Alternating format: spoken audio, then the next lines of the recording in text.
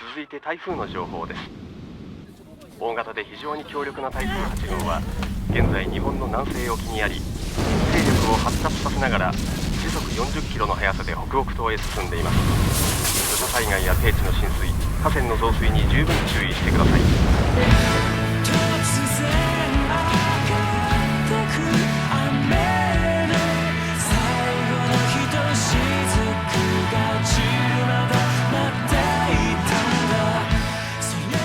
本当にやめんのか？